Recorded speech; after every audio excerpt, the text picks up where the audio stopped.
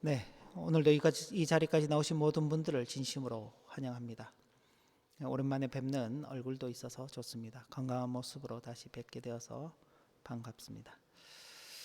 예, 오늘 저와 여러분들은 창세기 16장 말씀을 읽었습니다. 지난 시간 창세기 15장에서 대단히 두려움에 떨고 있던 아브라함을 하나님께서 찾아오셔서 하나님께서 자신을 주시면서 자신을 최고의 상급, 최고의 보물이라고 그렇게 말씀해 주셨습니다. 물론 아브라함은 그 말씀을 잘 이해하지 못했습니다. 그러나 하나님께서 친절하게 그에게 설명을 해 주시고, 그리고 하나님의 설명을 들은 아브라함이 그 말씀을 믿었죠. 하나님께서 그 믿음을 보시고 그를 의롭다 여겨 주셨습니다. 아브라함은 자신의 몸에서 날 상속자가 있을 것이다. 그리고 그 자손들의 수가 하늘의 별과 같이 많을 것이라는 그 약속을 받았습니다. 그러나 사실 아브라함의 입장에서 본다면은 믿기가 쉽지 않은 그런 약속입니다. 왜 그러냐면 우리가 잘 아시는 대로 아브라함이 갈대아 우르를 떠나올 때 나이가 75세입니다. 하란을 떠나올 때 나이가 75세입니다. 그리고 오늘 이제 본문 뒤에 나오는 내용인데 아브라함이 하갈을 통해서 이스마엘을 낳을 때가 86세입니다. 그 사이에 이제 어떤 일들이 있었냐면 아브라함이 기근 때문에 가나안에 도착했지만 기근이 있어서 애굽으로 다시 내려갔다가 돌아오는 과정. 그리고 롯과 너무 자신들의 가족이나 소유가 너무 많아서 롯과 더 이상 함께 있지 못하게 되어서 롯과 결별하는 그런 사건들도 있었고, 소돔과 고모라 지역을 다스리고 있던 메소포타미아 연합 국가들이 전쟁을 하러 내려와서 자신의 조카 롯을 구하기 위해서 아브라함이 메소포타미아 연합국들과 전쟁하는 그런 일들도 있었습니다. 이런 일련의 사건들을 종합해 볼 때 아브라함이 하나님께로부터 그 언약의 말씀을 받았을 그때가 정확하게 알 수는 없습니다만은 대략적으로 그래도 80세는 지나지 않았을까 하는 그런 추측을 해보게 됩니다. 참 이렇게 80세가 된 나이에 자녀를 낳을 것이다 라는 그 말을 들었을 때 참 그게 믿어지기가 쉽지 않죠. 그런데 참 놀랍게도 하나님의 말씀을 아브라함이 믿었다 그랬습니다. 그 믿음을 하나님께서 의롭게 여겨주시고 하나님께서 친히 쪼개놓은 재물 사이로 지나가시면서 아브라함과 언약을 맺어주시는 당사자가 되어주셨습니다. 80세에 아브라함이 그 언약의 말씀을 들었다고 우리가 추정을 한다면은 지금 오늘 여기 이제 16장에 이 사건이 발생할 때까지는 대략 한 5년 정도 시간이 지났다고 그렇게 볼 수 있을 것입니다. 언약은 받았는데 그 언약의 말씀이 바로 이루어지면은 괜찮죠. 그런데 1년이 지나도 2년이 지나도 3년이 지나도 현실의 문제는 바뀌지 않는 것입니다. 어떤 문제? 사례가 출산하지 못한다는 문제입니다. 아브라함과 사레의 나이가 10살 차이가 납니다. 그러니 언약을 받았을 나이가 아브라함이 80세라면 사레도 70세가 되는 것이죠. 사레의 나이도 75세가 되니 자신의 몸은 점점 더 늙어가고 있고 출산할 수 있는 기회는 점점 줄어들고 있는데 몇 년이 지나는 사이에 도저히 자신에게는 생산이 되지 않는 것입니다. 물론 이제 그녀가 나이가 많다는 것이 출산하지 못하는 원인일 수 있습니다. 그런데 오늘 본문의 말씀을 보면은 사례가 뭐라고 이야기하냐면은 여호와께서 내 출산을 허락하지 않으셨기 때문에 내가 출산하지 못한다라는 고백이 나옵니다. 그러니까 하나님께서 지금 하나님의 어떤 섭리의 차원에서 사례의 출산을 막고 계시는 것이죠. 사례가 정확하게 이걸 어떤 의미로 이야기를 했는지 우리는 알 수 없습니다. 자신이 자녀를 낳지 못하는 것을 하나님의 탓으로 돌리는 것일 수도 있고, 아니면은 정말 하나님께서 섭리하시는 그 역사 속에 내가 출산하지 못한다는 이해를 가졌을 수도 있습니다. 그러나 분명한 것은 어쨌든 하나님께서 자신의 출산을 허락하지 않으셨다라는 그 사실을 이 사례도 인식하고 있는 것입니다. 그러면 원인을 알고 있잖아요. 그럼 그 원인이 하나님께 있기 때문에 하나님께서 그 문제를 해결해 주실 때까지 기다려야 되는데, 사례가 그러지 못하고 인위적인 수단을 동원하는 것입니다. 물론 거기에는 자신의 몸도 나이가 들어가지만은 남편인 아브라함 역시 나이가 들어가고 있기 때문에 85세가 되잖아요. 그러니까 아무래도 점점 나이가 더 들게 되면은 하나님의 그 언약이 이루어지지 않을 수 있다는 어떤 그런 생각 때문인지 몰라도, 어쨌든 사례는 하갈을 통해서 자녀를 생산하겠다는 그 목적 하나로 자신의 종이었던 하갈을 아브라함의 첩으로 주게 되는 것입니다. 그러나 이건 분명히 불신앙적인 그런 행위인 것입니다. 아브라함은 하나님께로부터 약속을 받았습니다. 하나님께서 내가 너의 상급이 되어 주겠다라고 말씀하실 때 그걸 이해하지 못하고, 나는 자식이 없는데 내가 어려서부터 키운 종 엘리에셀을 내 상속자로 삼겠습니다 라고 말씀할 때 하나님께서 아니다, 네 몸에서 나는 자가 상속자가 될 것이다 라는 분명한 확신의 말씀을 받았습니다. 하나님께서 자기의 몸을 통해서 낳게 하실 때까지, 그때 이 아브라함에게 하나님께서 네 몸이라고 말씀하셨을 때는 그냥 아브라함 한 사람의 몸만을 이야기하는 것이 아니라 창세기 1장에서 하나님께서 사람을 창조하시며 남녀를 창조하시며 그 남녀가 부모를 떠나서 한 몸을 이룰 것이다 라고 말씀하셨던 그 내용처럼, 여기서 아브라함에게 있어서 한 몸이라는 것은 아브라함 개인만을 이야기하는 것이 아니라 사라와의 그 결혼 과정 속에서 태어나는 자녀를 말씀하신 것입니다. 그런데 아브라함이 거절해야 함에도 불구하고 그러지 않았어요. 물론 아브라함도 이유가 있겠죠. 하갈을 통해서 자녀를 생산하는 것은 자신의 어떤 개인적인 육체의 욕망을 이루기 위한 것이 아니라 하나님의 언약을 이루기 위한 목적에 따른 결정이었을 것입니다. 그러나 그것은 하나님의 언약을, 하나님께서 세우신 결혼의 제도를 파괴하는 것이고, 또 하나님께서 이루실 그 언약을 스스로 무너뜨리게 되는 그런 불순종의 행위가 되는 것입니다. 만약 이것이 정당한 것이라면은 그 다음 일어나는 결과들이 달라야 될 것인데, 어떤 결과가 나오느냐? 아브라함과 하갈이 동침함으로 말미암아 하갈이 임신을 하게 됩니다. 어느 정도 목적은 달성했죠. 나에게는 자녀가 생산이 되지 않았지만은 내 종 하갈을 통해서는 자녀가 생산될 것이다라는 그 사례. 그래서 그 목적을 위해서 종을 줬죠. 그 목적대로 하갈이 임신은 했습니다. 근데 뜻밖의 결과가 등장하게 되는 것입니다. 자신이 임신한 것을 알고 임신하지 못하는 여주인 사례를 하갈이 멸시하기 시작한 것입니다. 그러자 사례가 분노한 마음을 주체하지 못하고 아브라함을 찾아갑니다. 뭐라고 이야기하느냐? 5절 말씀을 보시면, 사례가 아브라함에게 이르되 내가 받는 모욕은 당신이 받아야 옳도다. 당신이 받아야 될 그 모욕을 내가 왜 받느냐?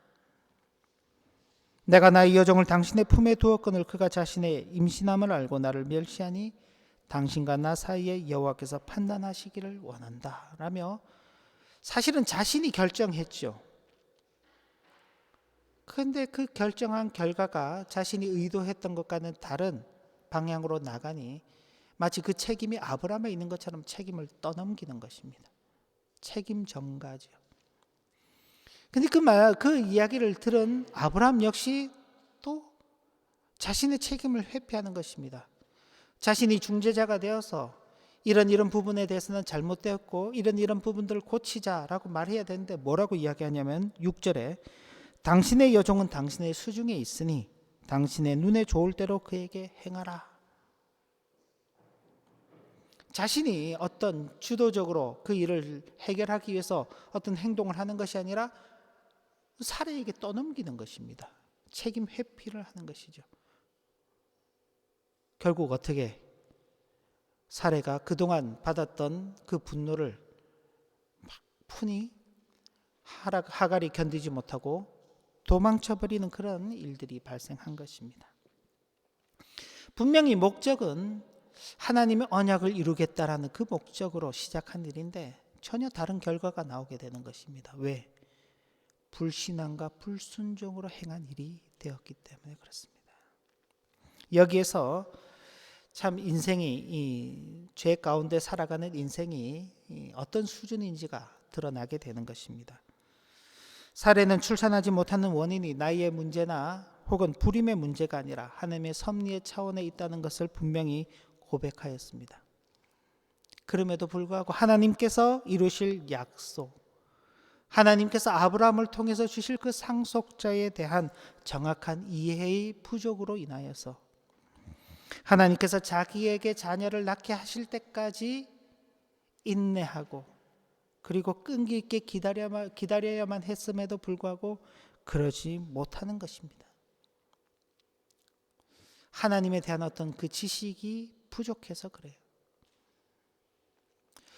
구약에 이스라엘이 멸망할 그 마지막 시기에 활동했던 호세아 선지자가 이스라엘 백성들을 향하여서 하나님을 아는 지식이 없으므로 내 백성이 멸망한다 라고 그렇게 애통하였던 그 말씀이 그대로 드러나는 것입니다. 하나님께서는 자신을 최고의 상급, 최고의 보상, 최고의 보물로 주시겠다고 그렇게 말씀하시는데 그 하나님을 이해하지 못하는 것이죠. 그리고 아브라함과 사례 역시 마찬가지입니다. 드러난 문제 앞에서 서로의 어떤 불신앙과 불순종에 가져온 그 결과를 인정하고 하나님의 약속을 인위적인 수단으로 그렇게 해결해 보려고 했던 자신들의 어리석음을 회개하고 돌이키는 방향으로 나갔어야 하는 것입니다. 그런데 서로에게 책임을 전가하고 또 책임을 회피하는 그런 모습들을 보여온 것이죠. 홍수 심판 이후에 하나님께서 노아의 가족을 보시면서 사람의 마음에 계획하는 바가 어려서부터 악하다는 그 말씀이 참 그대로 여기서도 발견이 되는 것입니다. 참 타락한 인간의 그 죄악된 본성의 수준이죠. 그리고 하갈 역시도 마찬가지입니다. 비록 사례의 학대가 심하였을지라도 사례가 그렇게 학대하게 된 그 원인은 자신이 임신하였다는 그것 때문에 여주인인 사례를 멸시하였기 때문이었잖아요. 자신의 잘못을 인정하고 다시금 사례와의 그 관계를 회복하기 위해서 뭔가를 했어야 됨에도 불구하고 피하기만 하면은 도망만 가면은 마치 그 문제가 해결될 것처럼 그렇게 생각하고 행동한 것입니다. 이건 우리가 일반적으로 우리들도 많이 하는 것이죠. 어떤 문제가 있으면은 그 문제를 적극적으로 해결하기보다는 피하면 끝인 것처럼 그렇게 생각하는 경향이 있는 것. 제약된 인생이 가지고 있는 그런 수준입니다. 그런데 이 사건이 있기까지 하나님께서 전혀 나타나지 않으셔요. 하나님께서 그냥 중간에 이렇게 먼저 나타나셔서 야 사례야 그 결정하는 거 잘못된 거다. 그렇게 하면 안 돼. 좀 더 기다려야지 말씀해 주셨더라면 참 좋을 건데 그러지 않으셨어요. 반대로 하나님께서 이 모든 사건이 끝나고 난 다음 이런 문제가 나타나게 되었을 때 임재하셔서 봐라. 너희들이 내 말 안 들었으니까 이제 이런 내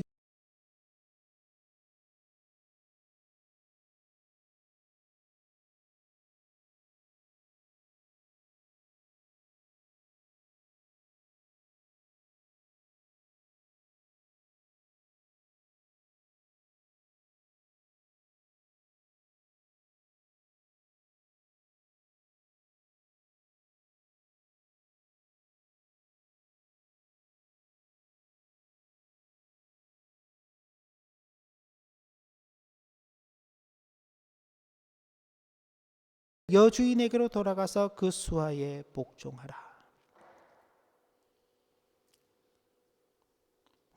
하갈을 찾아오시는 것입니다. 그리고 뜻밖에도 하갈에게 약속을 주셔요. 역시 10절 11절 말씀인데, 여호와의 사자가 또 그에게 이르되 내가 내 씨를 크게 번성하여 그 수가 많아 셀 수 없게 하리라. 사실은 정상적인 관계 속에서 태어나는 자손이 아니잖아요. 하나님의 언약이 자손이 아닌 것입니다. 그러면 하나님께서 어떤 능력으로 그 자손은 태어나지 않게끔 하셔야죠. 근데 하나님께서 태어나게 하실 뿐만 아니라 그 자손을 번성하게 하신대요. 복을 선언하고 계시는 겁니다. 여호와의 사자가 또 그에게 이르되 내가 임신하였은즉 아들을 낳을 것인데 그 이름을 이스마엘이라 하라. 이는 여호와께서 내 고통을 들으셨음이니라. 이스마엘의 이름이 뜻이 하나님께서 들으셨다는 것입니다. 하나님께서 들으셨다.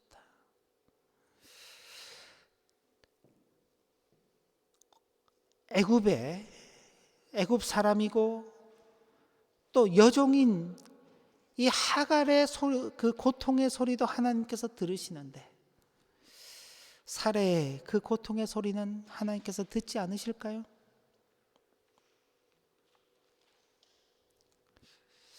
하나님께서 들으시는 것입니다. 오늘날 우리가 고통 중에 부르짖는 그 소리, 어쩌면 우리도 사례와 같은 그런 형편일 수 있습니다. 하나님께서 우리를 지키고 보호하시겠다고 약속하시고 우리에게 소망을 약속하시고 영원한 것을 약속하셨음에도 불구하고 우리 눈앞에 그런 것들이 잘 보이지 않지요. 흔들리는 우리의 신앙의 걸음 속에서 이런저런 고통과 고뇌를 느끼며 답답해하는 우리들의 소리를 하나님께서 듣지 않으신 것처럼 그렇게 여겨질 수 있습니다. 그러나 하갈의 소리를 들으시는 하나님은 사라의 소리도 들으시는 하나님이시고 우리의 소리도 들으시는 하나님이시다는 것을 여기 간접적으로 보여주는 것입니다. 그리고 하갈에게 약속하셨던 것들을 실현하여 주시는 것입니다. 마지막 15절 16절 말씀인데 하갈이 아브라함의 아들을 낳으매 아브라함이 하갈이 낳은 그 아들을 이름하여 이스마엘이라 하였더라. 어떻게 아브라함이 그 아들의 이름을 이스마엘이라고 하였을까요? 아마도 하갈이 돌아가서 자신에게 있었던 모든 일들에 대해서 이야기하였을 것입니다. 그 이야기를 들으면서 아브라함과 사레가 생각하는 것이죠. 하나님께서 우리를 직접적으로 책망하지 않으시고 오히려 하갈을 돌보시면서 살펴주시면서 하갈을 통해서 우리를 간접적으로 교훈하시는구나. 하갈이 영영이 도망갈 수 있지만 하나님의 말씀을 듣고 다시 돌아와서 다시 그 자신을 낮추고 사레에게 복종하는 것처럼 하나님을 떠났던 그 마음, 아브라함과 사레가 하나님을 떠났던 그 마음을 다시 하나님께로 돌이켜서 우리도 하나님의 그 질서 아래에 복종해야 하겠구나 하는 것을 깨닫게 하시는 것이죠. 하나님께서 하갈에게 약속하셨던 것들을 이루어 주시는 것들을 보면서 하나님께서 우리에게 아브라함과 사레에게 약속하셨던 그 내용들도 반드시 이루실 것이구나 하는 것을 확신하게 만드는 것입니다. 인간은 조급하여서 이런저런 방법과 수단들을 동원해서 그래 목적만 맞다면은 수단은 어떻게 해도 상관이 없어 라고 생각하며 일을 추진하지만은 그런 일들이 제대로 이루어지지 않습니다. 그런 어리석은 인생의 선택에 대해서 하나님께서 아주 독특한 방식으로 교훈하시는 것입니다. 책망하시기보다는 간접적인 교훈을 통하여서 하나님의 백성, 신실한 하나님의 자녀들이 새롭게 세워지는 그 역사를 이루어 가시는 것입니다. 그 내용을 마지막 단락에 정리를 좀 해 두었습니다. 하갈을 예표로 사용하셨다. 하갈에게 사레에게 돌아가 복종하게 하시며 문제 해결은 피하는 것이 아니라 바른 질서의 회복이 있음을 보여주시며, 아브라함과 사레 역시도 하나님께로 돌아가 바른 질서를 회복할 것을 교훈하시는 것입니다. 여기 바른 질서의 회복이라는 것은 그들의 불신앙과 불순종을 버리는 것이죠.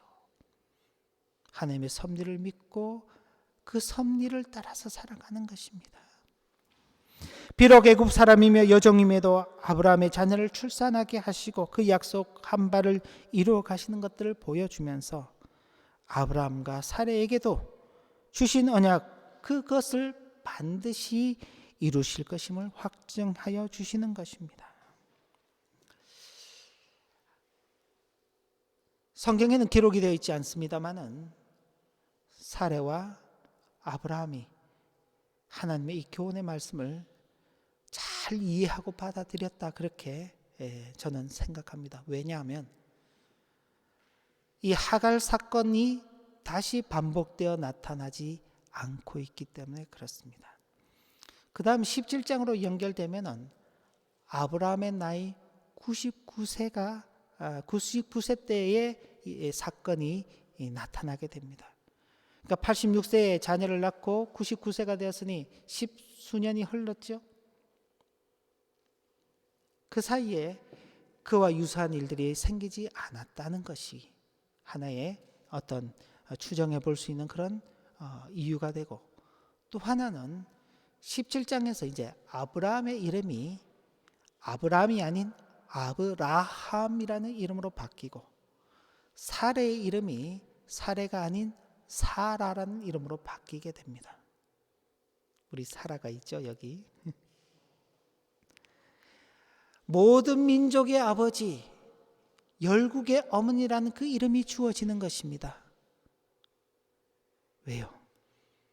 하나님과 무너졌던 그 바른 질서가 회복되고 하나님의 그 약속하심을 이제야 비로소 확신하고 있었기 때문에 거기에 걸맞는 그 이름들이 이제 주어지는 것입니다.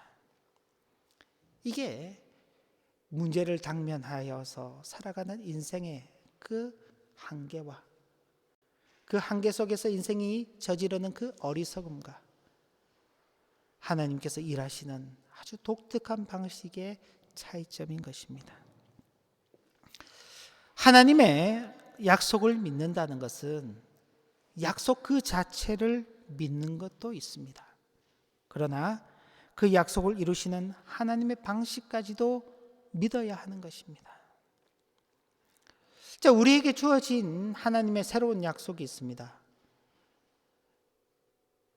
우리는 다른 어떤 것보다 이제 하나님께서 이 땅에서의 새로운 나라가 아닌 하나님 나라의 그 새로움을 우리에게 약속해 주시고, 우리로 하여금 그 영원한 나라의 백성들로서 살아가게 하실 것이라는 그 약속을 예수 그리스도를 통해서 주셨습니다.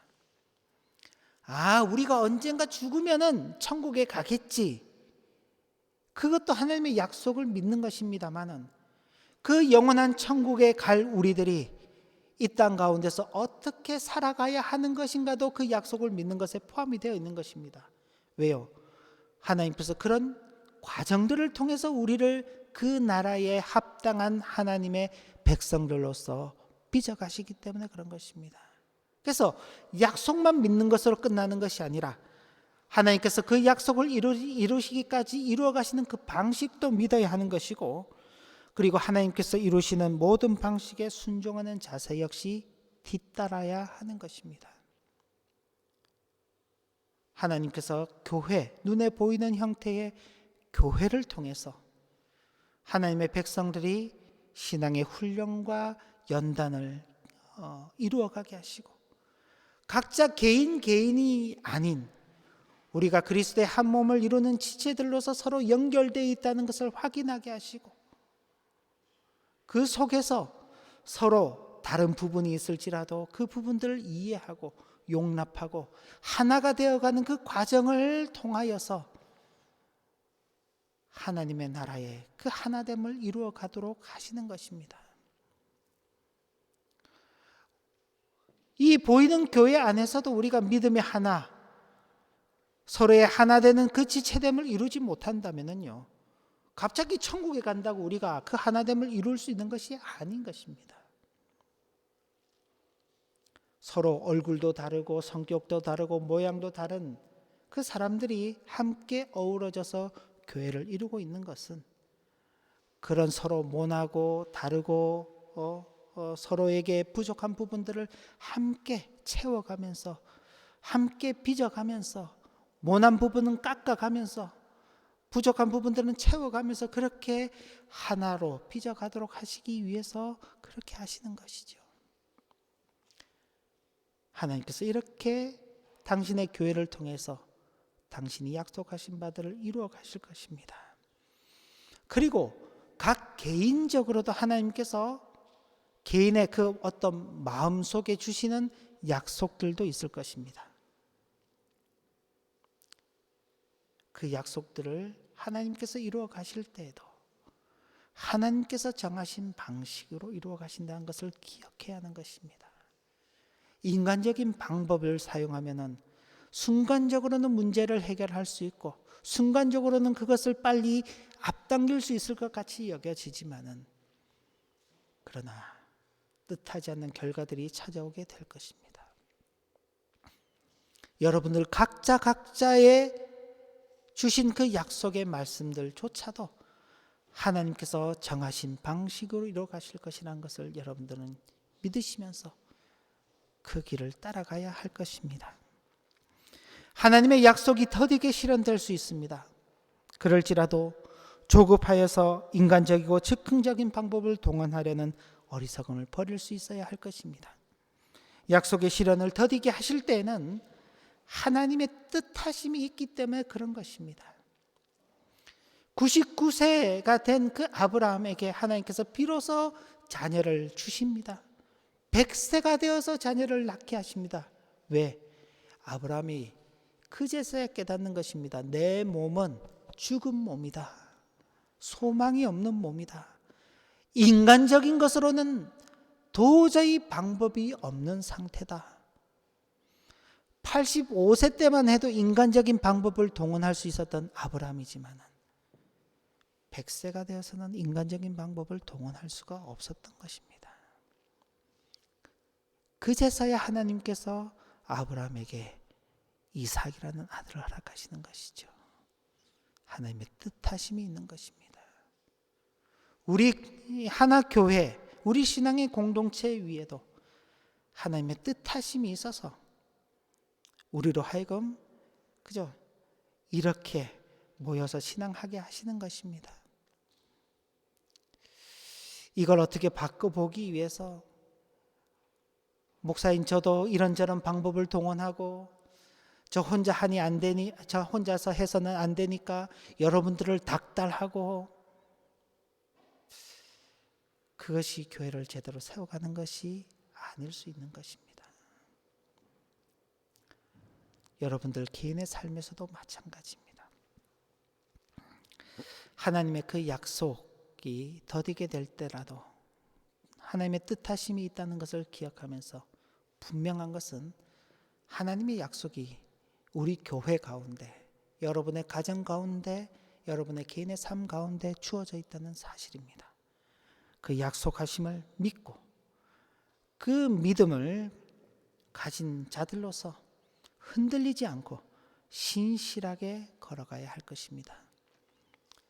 주님의 은혜가 여러분들 가운데, 우리 교회 가운데 늘 함께 하시기를 진심으로 기원합니다. 기도 올립니다. 하나님 아버지, 인간의 어리석은 선택과 그 선택으로 인한 참 좋지 못한 그런 결과에 대하여서 책망하시지 아니하시고 오히려 간접적으로 교훈하시며 새로운 회복의 기회를 주시는 하나님의 놀라운 일하심을 저희들이 확인하게 됩니다. 그 하나님이 아브라함의 하나님만이 아니요, 사레의 하나님만이 아니요, 하갈의 하나님만이 아닌 우리의 하나님이십니다. 하나님 아버지를 믿는 그 믿음 가운데 주어진 약속을 신뢰하며 의연하게 걸어가는 우리 모두가 되도록 인도하여 주옵소서. 예수님 이름으로 기도 올리옵나이다. 아멘.